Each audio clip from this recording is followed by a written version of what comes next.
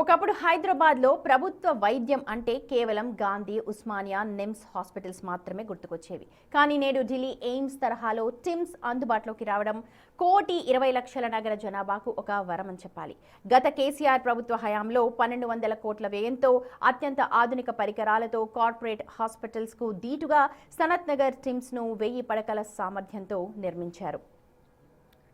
హైదరాబాద్ నలువైపులా 4 TIMS hospitals నిర్మాణానికి శ్రీకారం చుట్టడమే కాకుండా నిమ్స్ సామర్థ్యాన్ని కూడా 2,000 పడకలకు పెంచేలా ప్రణాళికను రూపొందించారు. కేవలం వైద్య సదుపాయాలే కాకుండా పరిశోధనా విభాగం, పేషెంట్ అటెండర్ల కోసం ధర్మశాల, అలాగే 1000 కార్ల పార్కింగ్ సదుపాయంతో ఈ ఆసుపత్రిని ఒక రాజభవనంలా తీర్చిదిద్దారు.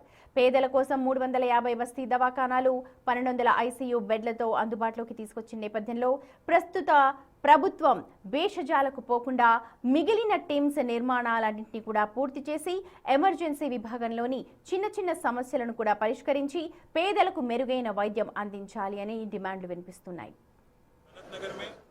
రాష్ట్ర వ్యాప్తంగా విస్తృతమైన వైద్య సేవలని అందుబాటులోకి తీసుకొచ్చే క్రమంలో హైదరాబాద్ మహానగరంలో ఎక్కడైతే 1,20,00,000 మంది ప్రజలు నివాసం ఉంటున్నారో అందులో ముఖ్యంగా పేద మధ్యతరగతి, దిగువ మధ్యతరగతి ప్రజల కోసం ఆలోచన చేసి ఒకనాడు హైదరాబాద్ అంటే గాంధీ, ఉస్మానియా లేదంటే నిమ్స్, ఈ 3 మాత్రమే.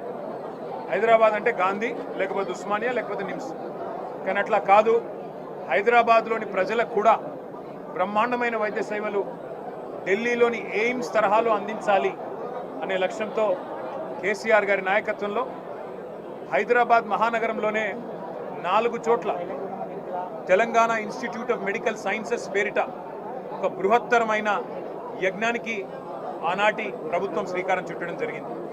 ఈ టిమ్స్ సనత్ నగర్ ఓపీ సేవలు ప్రారంభమైనాయంటే మా సూపరింటెండెంట్ గారిని అడిగి మరి మేము కూడా చూస్తాము ఎట్లా జరుగుతూ ఉంది. ఇది మా నాయకుడి విజన్, మా నాయకుడి కళ, హైదరాబాద్లో మెరుగైన వైద్య సేవలు అందించాలనేది.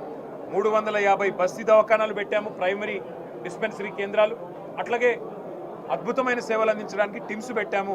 ఎట్లా పనిచేస్తున్నాయో చూడడానికి వస్తామంటే వారు చాలా విశాల హృదయంతో మమ్మల్ని అందరిని ఆహ్వానించినందుకు వారికి కూడా ధన్యవాదాలు. ఇవాళ కేవలం ఒక పౌరుడిగా, హైదరాబాద్ పౌరుడిగా, హైదరాబాద్లో నివాసం ఉండే ఒక సోదరుడిగా మా హైదరాబాద్ ప్రజల కోసం కేసీఆర్ గారు తీసుకున్న కార్యక్రమం ఎట్లా ఫలవంతం అవుతున్నది చూడడానికే మేమందరం కూడా